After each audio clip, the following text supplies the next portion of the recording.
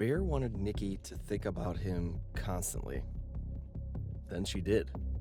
She watched him sleep, followed him everywhere, devoted every waking second to making him happy.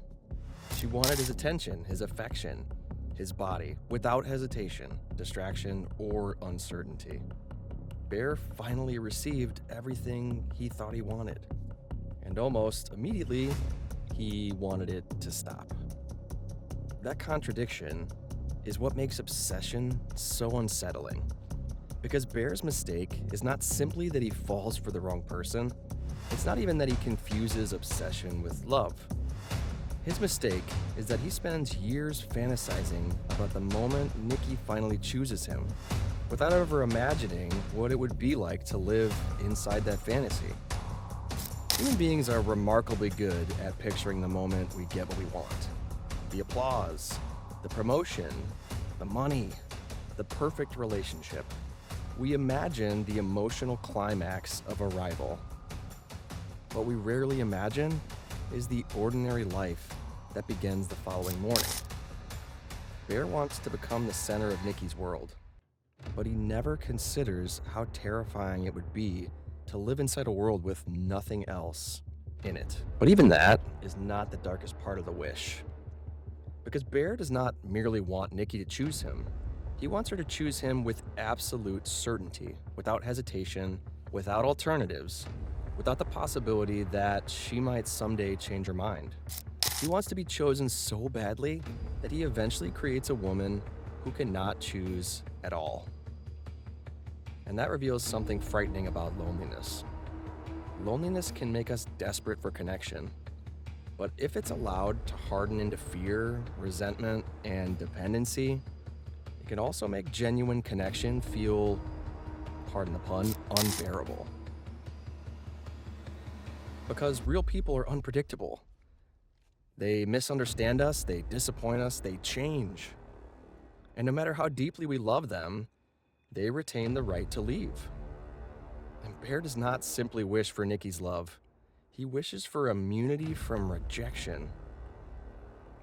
And the only way to guarantee that someone will never reject you is to remove the part of them capable of choosing in the first place.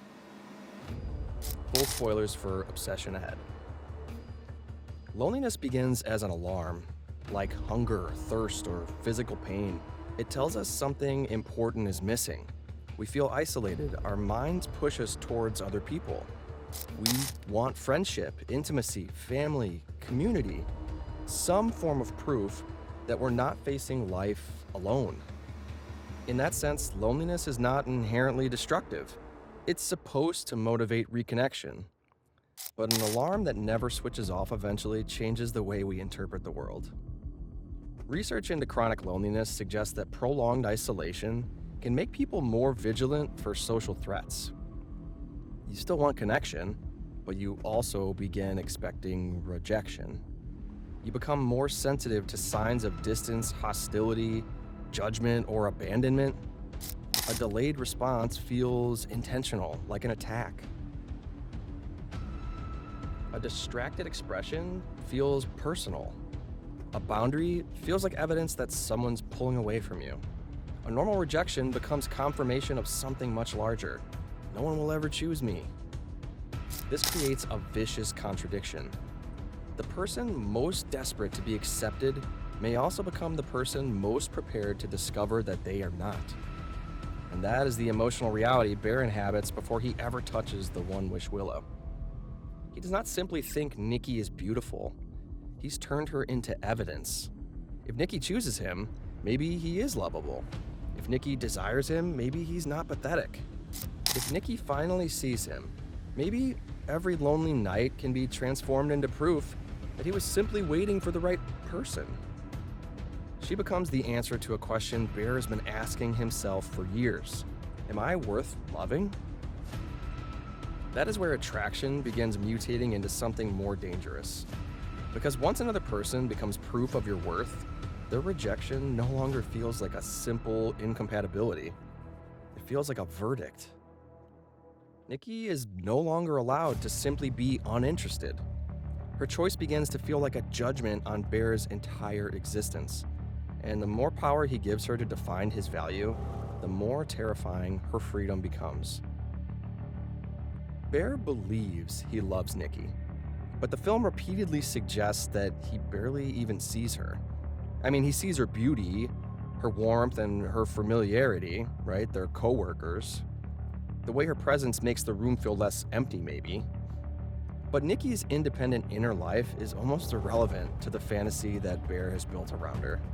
She's not a complicated person with desires that may conflict with his own. She's an answer to his own existential ache. This is where limerence becomes important.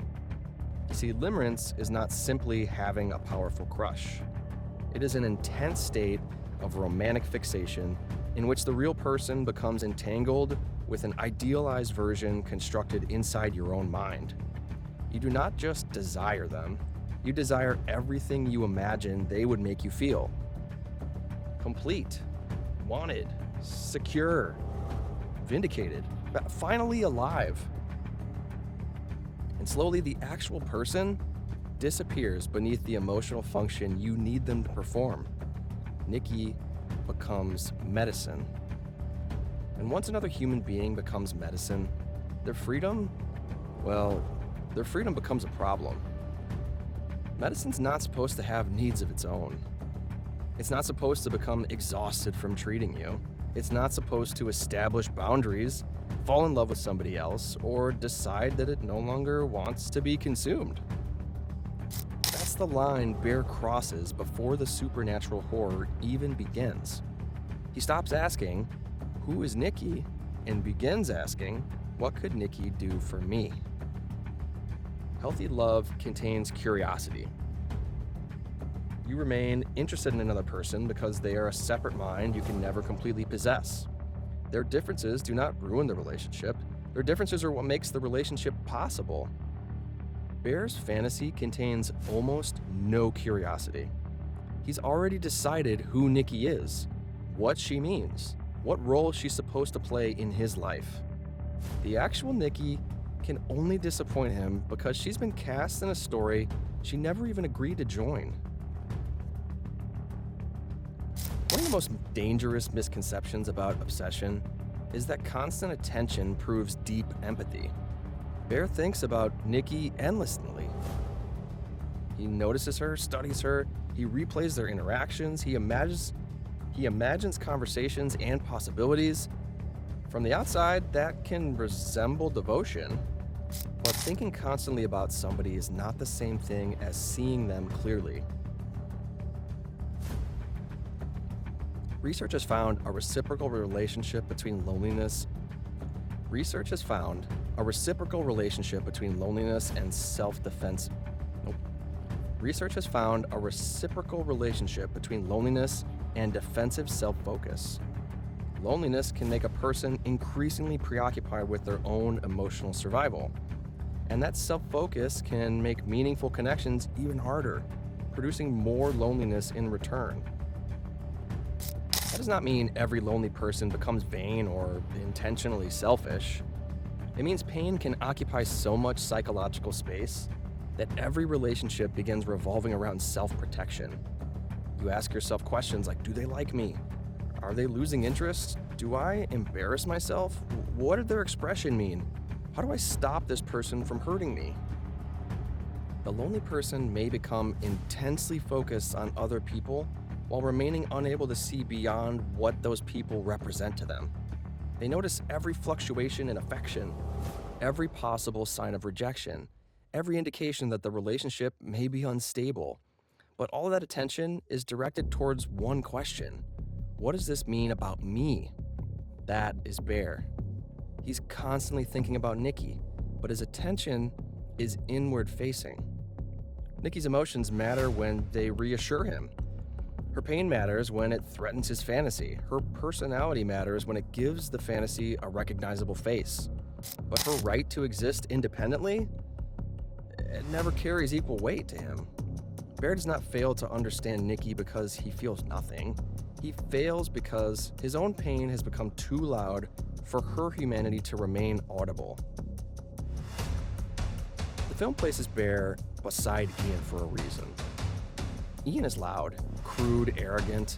His disrespect towards women is obvious almost immediately. I mean, Ian looks like the kind of man audiences have been trained to distrust the second they see him. Bear looks harmless by comparison. He's quiet, awkward, emotionally wounded. He does not aggressively demand our admiration. He softly requests our sympathy. But Ian and Bear represent two different forms of entitlement. You see, Ian treats women as objects because he believes he's powerful enough to take what he wants. Bear treats Nikki as an object because he believes he's suffered enough to deserve what he wants.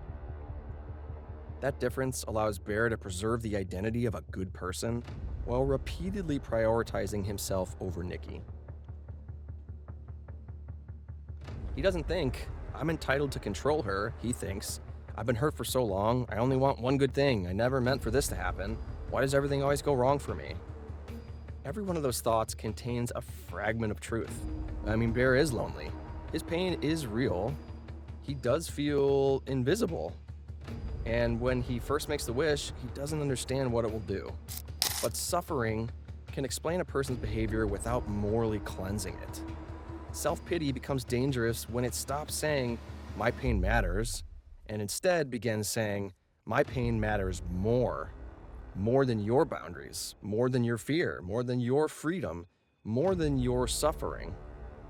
Bear's loneliness does not suddenly transform him into a different person. It gives him a reason to exempt himself from the standards he would apply to anybody else. I'm doing this because I have been hurt. Becomes the emotional defense for hurting somebody else. Human beings are remarkably good at imagining the moment we finally receive something we desperately want. We're much worse at imagining the complete reality of possessing it. People imagine fame as applause, admiration, and walking into a room where everybody knows their name. They rarely imagine losing the ability to enter that room unnoticed. They imagine wealth as freedom. They don't imagine suspicion, responsibility, isolation, or the fear of losing that wealth. And when Bear imagines Nikki loving him, he imagines one perfect moment, the moment she finally chooses him. But he never imagines an ordinary Tuesday 3 months later. He doesn't picture what it would feel like to never have privacy again, to never be missed when she never leaves. Because she never leaves. To never wonder what she's thinking because every thought is already about him. To never receive affection that was not already pre-guaranteed. Psychologists sometimes describe part of this mistake as the focusing illusion. When we imagine something we desperately want, our attention narrows around its most obvious benefits. We picture what it will give us. We fail to emotionally simulate the complete experience of living with it, though. Bear doesn't really imagine a relationship with Nikki. He imagines the emotional climax of finally being wanted. And he assumes that feeling can be stretched across an entire lifetime. The wish gives him exactly that.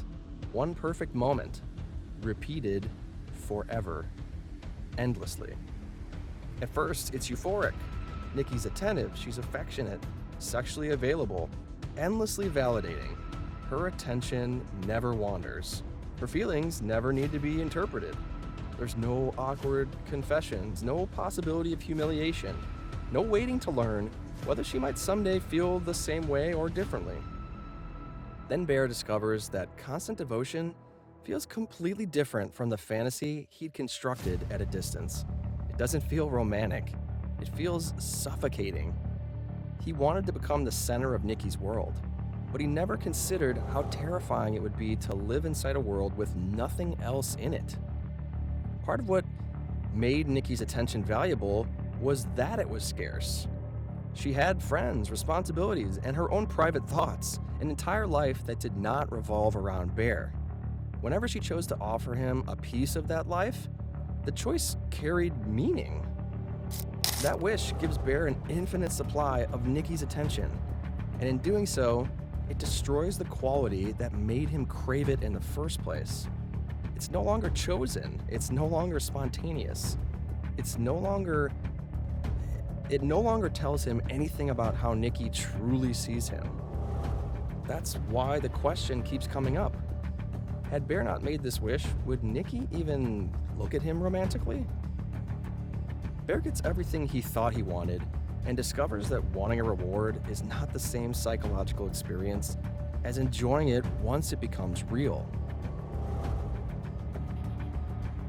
But the wish does something even more important than overwhelm him. It eliminates uncertainty. And uncertainty may have been what Bear truly wanted to escape all along. Real intimacy requires entering a relationship without knowing exactly what the other person will do. It requires trusting someone who remains capable of betraying that trust. It requires revealing yourself without being guaranteed acceptance. It requires allowing another person to know you while accepting that they may still choose to leave. Wish Nikki removes every one of those risks. She has the appearance of a person without the terrifying independence of one.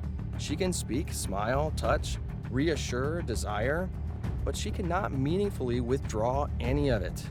She is compassion ship stripped of uncertainty. That is what makes the film's transition from romantic wish fulfillment into psychological horror so effective.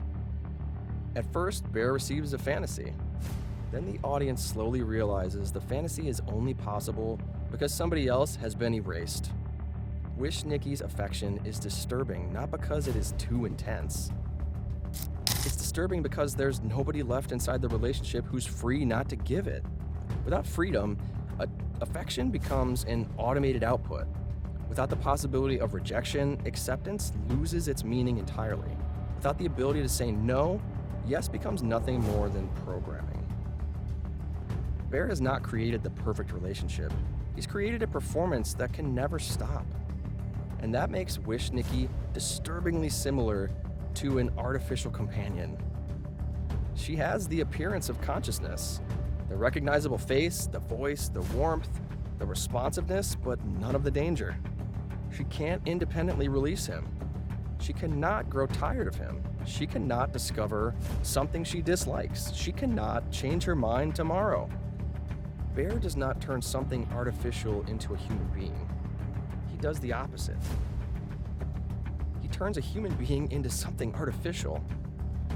A companion designed to give him the emotional rewards of intimacy without requiring him to confront another person's freedom. Indy Neverette's performance makes this violation impossible to ignore. Wish Nikki's not presented as a completely separate monster wearing Nikki's face. The real Nikki appears to remain trapped somewhere underneath the behavior. Throughout the film, Neverette allows tiny fractures to appear. Like at the diner, for example, Bear asks whether Nikki's father actually has cancer. And for a fraction of a second, her warm expression disappears. She answers with a cold, hollow no. Then the spell seems to seize control again. The smile returns, the performance resumes. Again, another clip during intimacy. More obviously, but Nikki briefly snaps back into awareness and recoils in absolute terror. For one horrifying moment, she understands what's happening to her body, and then she disappears beneath the roll again. The true horror is not that Nikki's been replaced, it's that she's been buried alive inside her own self, and she's forced to watch her own face smile, her own mouth reassure him, her own body perform affection she never chose to give. And those glitches expose something crucial about Bear's fantasy. He doesn't want Nikki to disappear completely. He needs enough of her individuality to remain for the simulation to feel authentic, but not enough to resist him. Her personality becomes decoration. Her body becomes evidence that he is desired. Her warmth becomes a service. This is projection taken to its most violent conclusion. Bear does not want an entirely artificial woman. He wants the real Nikki, just emptied of every quality that might threaten his fantasy. Until the phone call, Bear can still hide behind uncertainty. He didn't understand the wish. He didn't know where the real Nikki had gone. He didn't know whether she was still conscious, He would tell himself the woman standing in front of him was still Nikki, just only altered slightly. He could pretend that nobody had truly been erased. Then the representative on the One Wish Willow Company asks him a question. Do you want to talk to her? Bear listens through the receiver, and he hears Nikki screaming. Not the obsessive version standing beside him, the real Nikki, conscious, terrified, trapped somewhere inside the nightmare that he created. This is the moment every illusion collapses. Bear now knows Nikki has not been transformed into someone who loves him. She's been imprisoned. Her suffering is no longer theoretical. It's not symbolic. He can hear it. And yet Bear doesn't immediately ask to cancel the wish. He says, I don't want to cancel it, I just want to change it. That line is basically the entire movie. Because Bear's no longer choosing between loneliness and love. He's choosing between two versions of Nikki. One is real, autonomous, and capable of rejecting him. The other is suffering, artificial, and guaranteed to stay. And Bear still tries to negotiate? He would rather modify the cage than open it. This is the point where loneliness becomes something darker than longing. Bear's need for emotional security has become more important to him than Nikki's experience of pain. Her freedom represents the return of everything he was trying to escape. Uncertainty, humiliation, emptiness, the possibility that he may never be chosen. He's not choosing Nikki over Nikki. He's choosing certainty over personhood. The phone call is not the moment we discover Bear's the villain, though. We already knew that. It's the moment we discover exactly what he fears more than Nikki's suffering, her freedom. Because as long as Nikki possesses choice, rejection remains possible. And Bear would rather hear her screaming inside the fantasy than return to a reality in which she can say no. That is the trap at the center of the film. Bear wants love because he feels alone, but love requires vulnerability. Vulnerability creates uncertainty. Uncertainty activates his fear of rejection, so Bear searches for control. Control removes uncertainty, but control also destroys the freedom that gives love meaning. The more completely Bear guarantees Nikki's affection, the less real that affection becomes. And the less real their connection becomes, the more alone Bear actually is. You see, loneliness creates a hunger for certainty. Certainty creates the temptation to control. Control destroys intimacy. And destroyed intimacy produces even greater loneliness. It's a self-sealing system. Bear believes he can cure his isolation by making rejection impossible. Instead, he creates a world in which acceptance is impossible. Because Nikki cannot truly accept him if she's not free to refuse him. She cannot forgive him, she cannot understand him, she cannot see his flaws and decide that he is still worth loving. She cannot choose him despite having other options. Every comforting word is hollow, because Bear already knows the outcome was predetermined. He receives everything he claimed to want. A quiet apartment, the undivided attention, the constant reassurance, the woman who could never walk away. And he remains completely alone. Perhaps more alone than he was before. Because before the wish, genuine love was at least possible. After the wish, there's nobody left who can give it. None of this means loneliness automatically makes people controlling, abusive, or dangerous. Most lonely people do not become Bear. I mean, don't get me wrong. Many respond to isolation by becoming more compassionate towards the suffering of others. Loneliness does not remove responsibility either, and it does not create one predictable outcome. But chronic loneliness can create a dangerous psychological environment when it combines with entitlement, terror of rejection, emotional dependency, and an inability to regulate pain. It can make connection feel scarce, and when something feels scarce, we become terrified of losing it. We grip it tighter, we attempt to protect it. We begin confusing possession with security. That's why obsession feels larger than a supernatural cautionary tale. It exposes a temptation that exists far beyond Bear. Temptation to replace the risk of being known with the comfort of being validated. To prefer relationships that never challenge us. To construct idealized versions of people inside our minds then resent the real person whenever they behave differently. To love the feeling somebody provides while remaining indifferent to the person that's actually providing it. The greatest danger of loneliness is not simply that you may end up alone, it's that you may eventually stop looking for another person and start looking for a cure. And no human being can survive being treated as somebody else's medicine. Bear's tragedy is not that he loves too deeply, it is that he becomes unable to distinguish love from relief. He wants Nikki to silence the part of him that feels unwanted. He wants her affection to settle the question of whether he's worthy. He wants another human being to rescue him from himself. But genuine love cannot guarantee any of those things. Love is not emotional immunity. It is not permanent reassurance. It's not removal of uncertainty. Love is the decision to encounter another person as they truly are, even when their reality frustrates your fantasy.